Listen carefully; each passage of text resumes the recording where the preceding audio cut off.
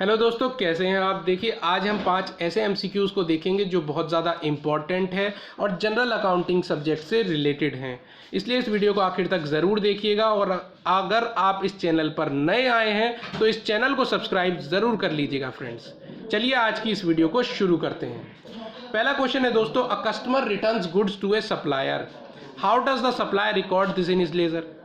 एक कस्टमर माल वापस करता है सप्लायर को, सप्लायर कैसे रिकॉर्ड करेगा अपने अकाउंटिंग बुक्स में, अपने लेजर में कौन सा खाता डेबिट किया जाएगा और कौन सा खाता क्रेडिट किया जाएगा माय फ्रेंड्स। तो देखिए, माल वापस आ रहा है, सेल्स रिटर्न हो रही, तो सप्लायर के लिए तो ये सेल्स रिटर्न है, सप्लायर के लिए ये सेल्स रिटर्न है। और कौन माल वापस कर रहा है, कस्टमर माल वापस कर रहा है।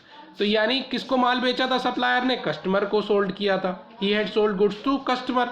तो कस्टमर का खाता क्रेडिट किया जाएगा और सेल्स रिटर्न अकाउंट को डेबिट कर दिया जाएगा दोस्तों। यानी अगर आपसे जनरल एंट्री पूछ ली जाए तो आप बताएंगे कि सेल्स रिटर्न के अकाउंट को डेबिट करेंगे उस अमाउंट से जिस अमाउंट से ट्रांजैक्शन हुआ था, और कस्टमर के खाते को क्रेडिट किया जाएगा दोस्तों, क्योंकि वो गिवरर है, वो माल को लौटा रहा है।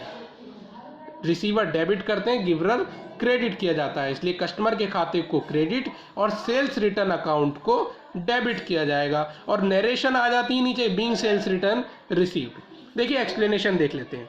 जब आप सेल्स करते हैं, व्हेन सेल्स आर मेड, तो सेल्स क्या हुई थी, सेल्स अकाउंट क्रेडिट कर दी जाती है दोस्तों, और उस इफेक्ट को कैंसिल करने के लिए सेल्स रिटर्न अकाउंट को डेबिट कर दिया जाता है। जैसे कि इस केस में किया था हमने, सेल्स रिटर्न अकाउंट को डेबिट कर दिया था।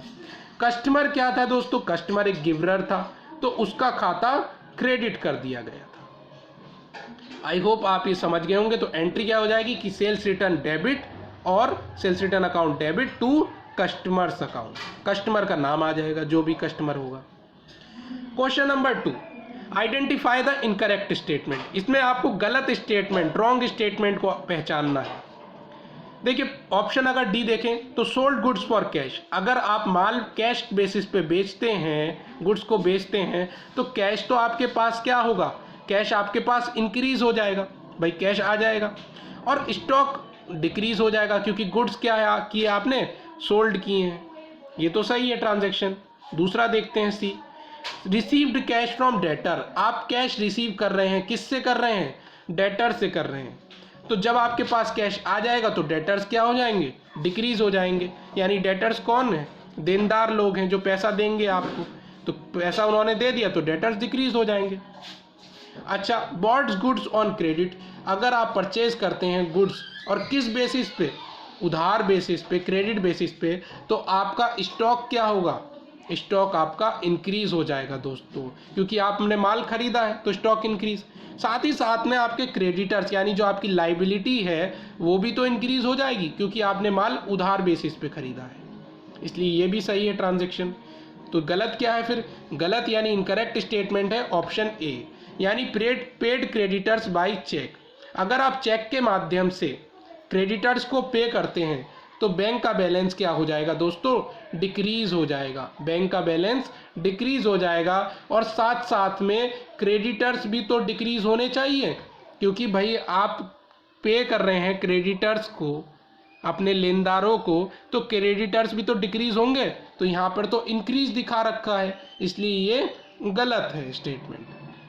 क्वेश्चन नंबर 3 देखते हैं। उससे पहले एक्सप्लेनेशन भी मैंने आपको बताई दिया कि when creditors are paid by cheque both the bank and creditors account are decreases, यानी बैंक का अकाउंट भी डिक्रीज होगा और क्रेडिटर का अकाउंट भी डिक्रीज हो जाएगा। Question number 3, one of the following is not an advantage of double entry accounting system. इसमें से कौन सी एडवांटेज नहीं है डबल एंट्री अकाउंटिंग सिस्टम की। तो देखिए ऑप्शन ए क्या है कि it reflects A comprehensive record of the business, बिल्कुल सही है, कॉम्प्रिहेंसिव रिकॉर्ड शो करता है बिजनेस का।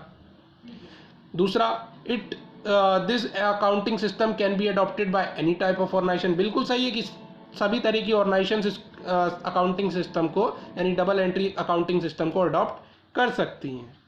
तीसरा, it helps in making managerial decision, बिल्कुल सही है कि आप डिसीजंस ले सकते हैं, मैनेजमेंट डिसीजन ले सकती है।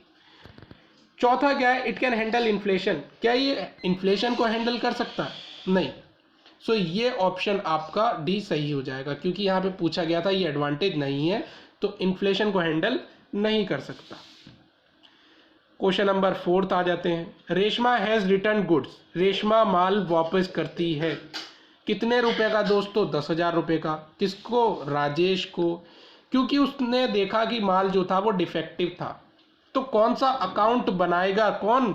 राजेश। यानी माल दोषपूर्ण पाए जाने पर रेशमा ने 10,000 रुपये का माल राजेश को वापस किया, तो राजेश द्वारा कौन सा डॉक्यूमेंट तैयार किया जाएगा? तो दोस्तों इसका राइट आंसर हो जाएगा क्रेडिट नोट, यानी क्रेडिट नोट इसका ऑप्शन 2 बिल्कुल सही है। राजेश जो प्रिपेयर करेगा वो क्रेडिट नोट प्रिपेयर करेगा। आगे, income and expenditure account is prepared by NPO on. Income and expenditure account किस बेसिस पे प्रिपेयर किया जाता है? तो इनकम एंड एक्सपेंडिचर अकाउंट जो प्रिपेयर किया जाता है वो एक्रूअल बेसिस पे किया जाता है माय फ्रेंड। 2 बेसिस होते हैं, एक कैश बेसिस, एक एक्रूअल बेसिस। तो यहाँ पर ये वाला सही है ऑप्शन, यानी इनकम एंड एक्सपेंडिचर अकाउंट जो नॉट फॉर प्रॉफिट ऑर्गेनाइजेशंस बनाती हैं वो एक्रूअल बेसिस पर बनाती हैं। Income and expenditure account accrual basis पे बनता है। जितने भी इनकम है, इसका मतलब ये है कि जितनी भी इनकम आए हैं या खर्चे हैं अकाउंटिंग ईयर से रिलेटेड, भले ही वो आपको रिसीव हुई हो या ना हुई हो, पे की गई हो या ना की गई हो, ये मैटर नहीं करता है, इस उसको कंसिडरेशन में लिया जाता है। भले ही रिसीव हुई हो इनकम या नहीं हुई हो, एक्सपेंसेस पे हुए हो या नहीं हुए हो, अगर अकाउंटिंग ईयर से रिलेटेड हैं तो आप उसको शामिल करेंगे ही करेंगे।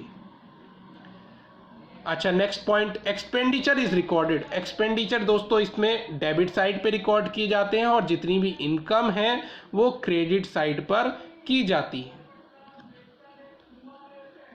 नेक्स्ट, अच्छा एक ये 5 क्वेश्चन हो गए। अभी एक क्वेश्चन मैं आपको दे रहा हूं जो कि आपको कमेंट सेक्शन में मुझे आंसर लिखकर इसका बताना है। सो क्वेश्चन ये है कि XYZ purchases goods on credit from the private fund of A proprietor, what will be the effect on assets and liabilities. तो देखते हैं कौन इसका सही आंसर बता पाता है। चलिए मिलते हैं नेक्स्ट वीडियो में, तब तक जय हिंद और जय भारत।